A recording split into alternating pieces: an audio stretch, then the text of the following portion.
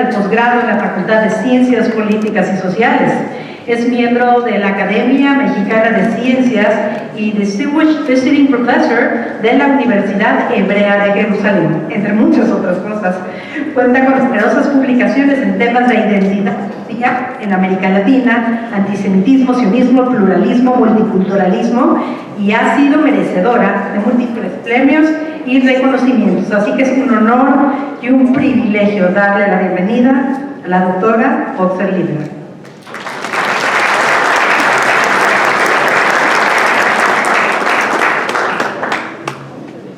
Buenas noches a todos, muchas gracias. Realmente me siento muy conmovida por estar aquí y compartir con ustedes esta noche. Saludo a todos los que han sido mencionados, una bienvenida especial al señor Jacob Faguel, presidente de la Organización Sionista Mundial, a quien le prometo dar una síntesis traducida de lo que hoy se va a hablar. Está el embajador de Israel con nosotros, está el presidente, a quien yo pienso que hay cargos como el de presidente que quedan siempre, ¿no es cierto? Ya no son expresidentes. A todos ustedes, buenas noches, muchas gracias. Ciertamente, quiero decirles que yo pensaba que esta noche iba mi intervención ser precedida por un joven querido discípulo, pero resulta que se invirtieron nuestras intervenciones. Yo hablaré antes, luego Ezra Shabot, y voy a procurar también ser breve porque no quisiéramos abrumar esta celebración, porque celebrar un libro como este, que lo merece, es celebrar la oportunidad para compartir reflexiones de vida en comunidad, de la toma de conciencia de que la unidad se da en la diversidad y que esto es lo que nos caracteriza como pueblo. Fue una de las principales aspiraciones del sionismo. Llamé un poco esta intervención, propuse los tiempos del sionismo, porque pienso, siguiendo en efecto grandes historiadores, que la historia no es solo ciencia del pasado, sino también ciencia del presente, y por cierto, pensando en el futuro. Este dictum de Herzl, de que somos un pueblo, era un llamado a constituirse como tal. Era la toma de conciencia de la unidad a través de un proyecto moderno, un proyecto que buscaba evitar los riesgos desintegradores de la modernidad, la apertura de las puertas de todas las opciones de la gran sociedad, y también un proyecto para modernizar al pueblo judío. Y por tanto fue lo que es un movimiento moderno, una ideología, un liderazgo, una organización, todo aquello que se requiere para que la acción sea eficaz, sobre todo en lo que es la condición judía, una geografía de la dispersión. Ir al sionismo, esta era la propuesta moderna del siglo XIX, era un paso conductor necesario para regresar al judaísmo, sobre todo ante los riesgos de la asimilación, de la igualdad, ante la incapacidad de diagnosticar lo que este siglo XIX traía. Piensen ustedes que hoy hablar de los tiempos del sionismo es hablar de un proceso que va del 19 al 20 y al 21. En este sentido, atraviesa 3 siglos.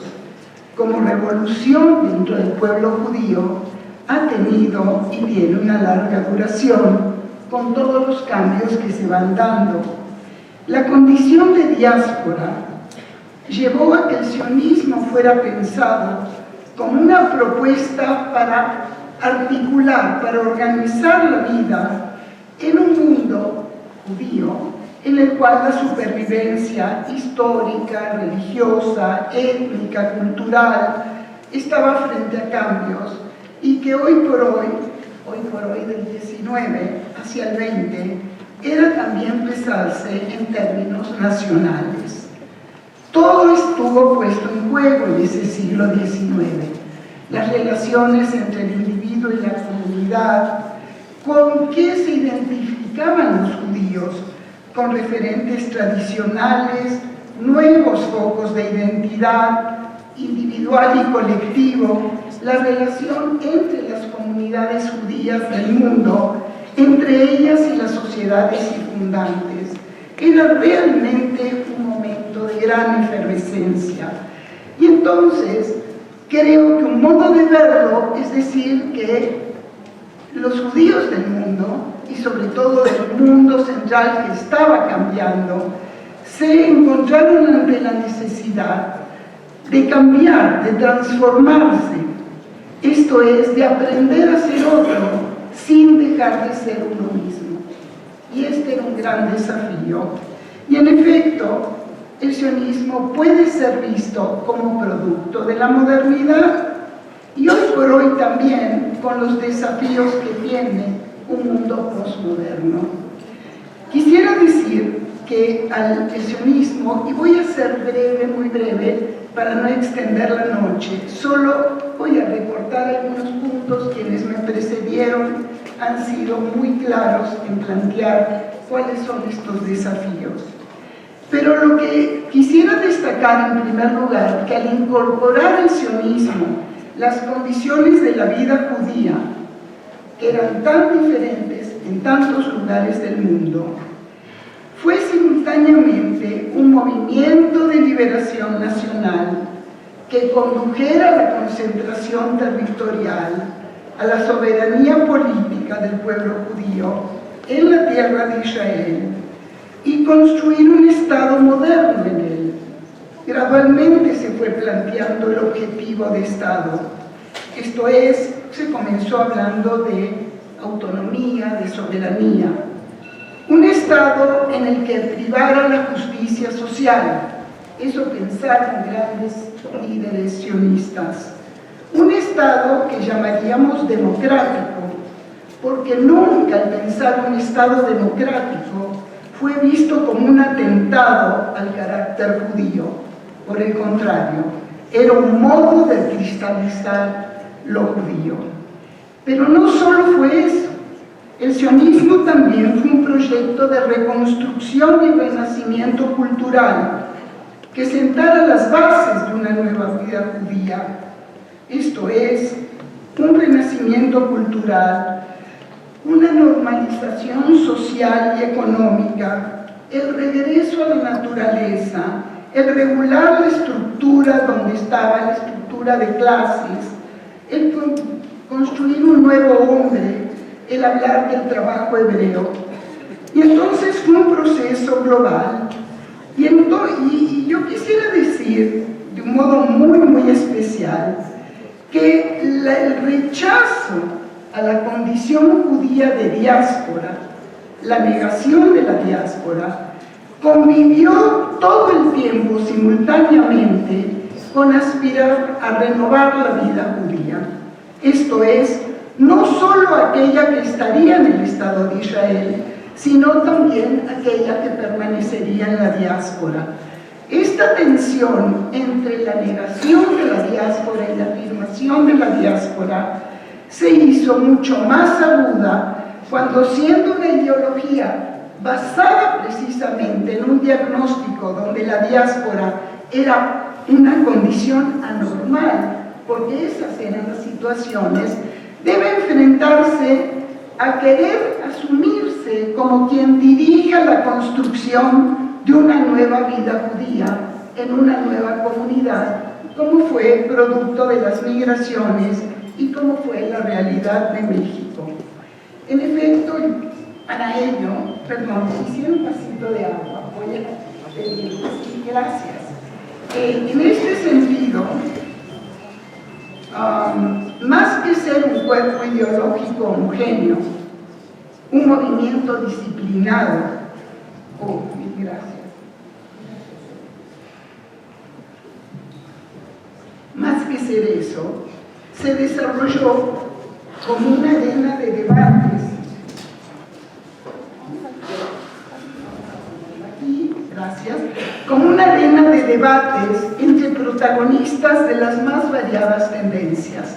Todas las corrientes sionistas estuvieron en su seno, pero en el marco, a pesar de lo que dije hace un momento, que no era un movimiento cabalmente disciplinado, en el marco de una organización mundial con instancias de autoridad centrales, organizaciones nacionales, territoriales, partidarias, en una organización participativa y ella misma democrática. Y entonces siempre estaría esta tensión entre la meta final, el futuro, el allí, el mañana, y la realidad del aquí y ahora que debía atender. Y entonces, en el caso que estamos hoy festejando estos 100 años, inclusive debo decirles que en 1904 y 6, en el periódico de la organización sionista, registran que hubo un número muy pequeño de judíos en México que solicitaban información de cómo podrían ir afiliándose, cuál sería la compra del shekel y cómo deberían participar. Fue efímero, pero fue un antecedente, sobre todo un antecedente para ver esto, que sería mi segundo punto. Hablar del sionismo en México es simultáneamente hablar del sionismo en el mundo judío. Esto es, un mundo judío interrelacionado, interactuante, conectado. Estas conexiones hacen que pensemos en un sistema mundo judío global, y esto ha estado presente a lo largo de su historia. Quisiera decirles que una de mis fascinaciones fue precisamente llegar a estudiar al sionismo como una respuesta a la modernidad, a esa modernidad que por una parte abrió las puertas a la incorporación judía y por la otra las cerró. Fue simultáneamente incluyente y excluyente, incorporó y rechazó. Y entonces habría de desarrollarse, y así llegué yo a preguntar cuáles fueron las respuestas, cómo construyes una identidad nueva, como una nueva comunidad, como una nueva realidad. Y entonces lo vemos, que el estudio de caso mío fue México, pero venía yo de una educación sionista en Argentina y de una vida académica en Israel, y yo veía los lazos que se van dando y era imposible pensar en una comunidad como una realidad aislada, estaban todas conectadas. En los primeros, y yo quiero decir que el libro lo recoge de un modo muy interesante y muy bien y muy apropiado, como en los testimonios de los primeros inmigrantes que son parte activa del sionismo, les quedaba claro que esto era el modo para integrarse a México y que el sionismo les podría dar aquello que en algún momento, y esto lo vemos en todos sus escritos y correspondencias, le podía dar a la comunidad un espacio de acción que no lo tenía necesariamente en la sociedad y que lo ligaba con otras comunidades del mundo judío. Esto me parece que es muy importante. En este sentido, la comunidad debe y puede ser vista como una esfera pública, una esfera política en la cual se desarrollaban las diferentes corrientes. Casi yo diría que quien visualizó esto fue precisamente quien desarrolló la corriente cultural dentro del sionismo, Ahad Ha'am, cuando él planteó que con solo la idea de construir una realidad nueva y autónoma, los judíos tendrían un espacio en las nuevas sociedades, obviamente, en las nuevas comunidades, para desarrollarse, para tener una vida digna, una vida activa. Bueno, Todo este primer tiempo al que aludo solo es un tiempo de fundación y es un tiempo de expansión.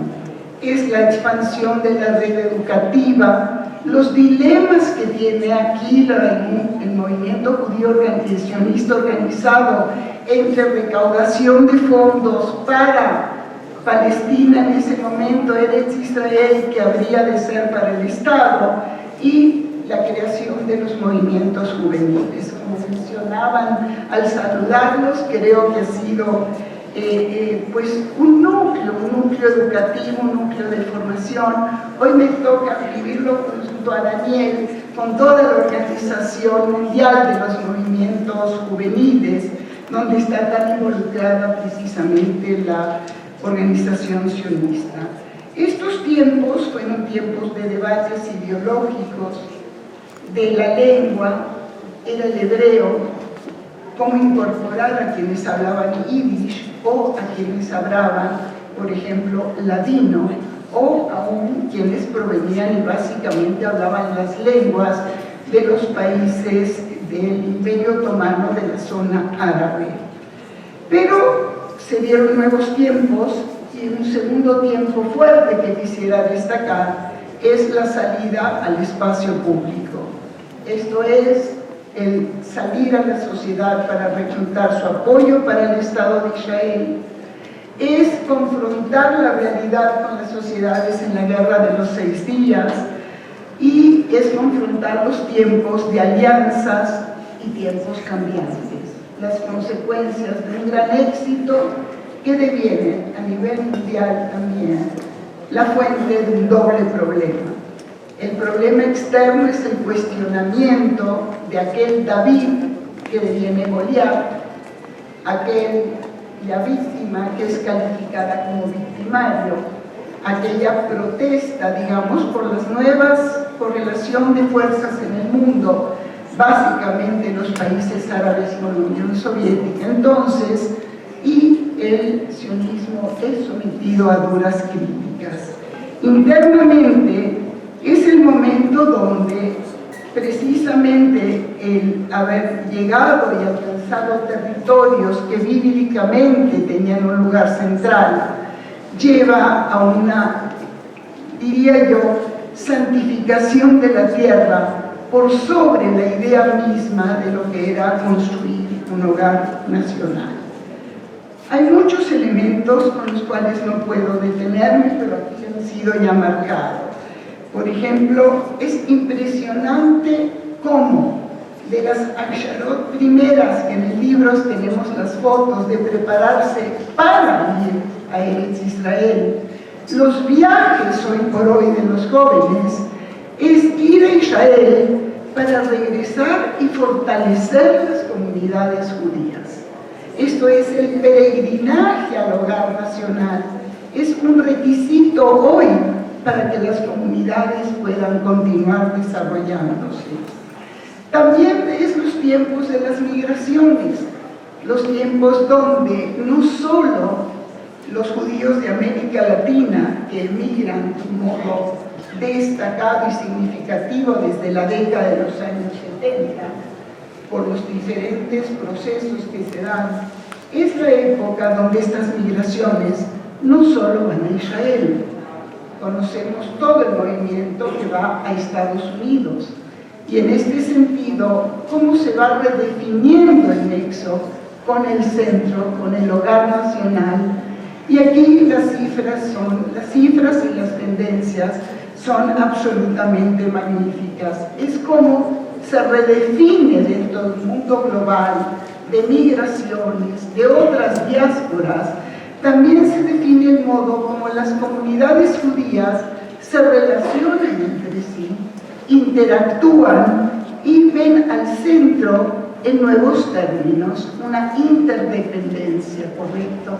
Esto me parece que es muy importante destacarlo. Estos tiempos de migraciones que llegan hasta el día de hoy y que verlo es ir viendo cómo el centro también convive con nuevas comunidades. Quiero finalizar diciendo que dije que la historia era ciencia del pasado, ciencia del presente, y uno desde el presente visualiza también el futuro. Yo creo que hoy vivimos tiempos de incertidumbre. En general, vivimos en un mundo incierto, un mundo crecientemente complejo, un mundo que es muy difícil diagnosticar.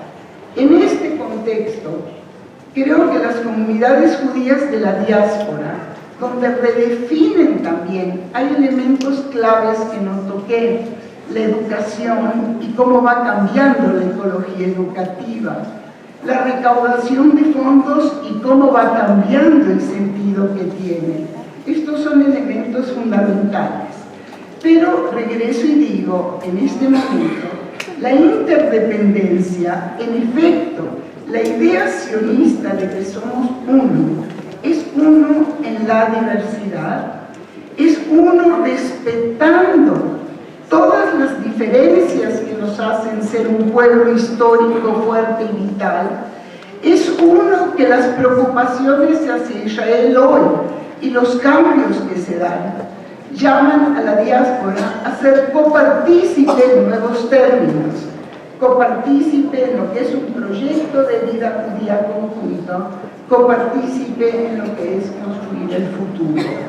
Dicho esto, pues quiero agradecerles esta oportunidad de hablar con ustedes un rato y compartir lo que son preocupaciones, lo que es la búsqueda fundamental de una inspiración de un centro, que sea un centro moral, que sea un centro donde esté presente la justicia social, un centro que pueda garantizar la seguridad de sus habitantes, también la libertad.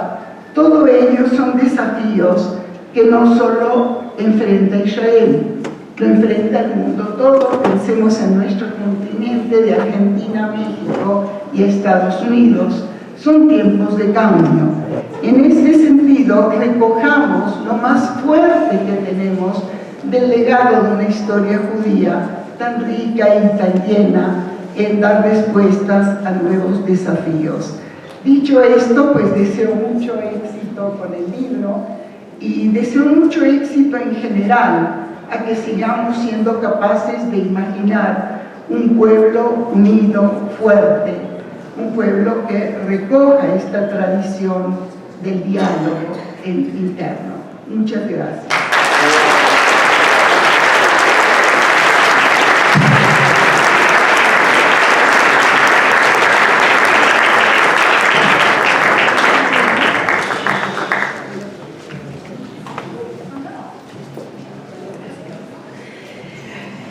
De verdad, muchísimas gracias.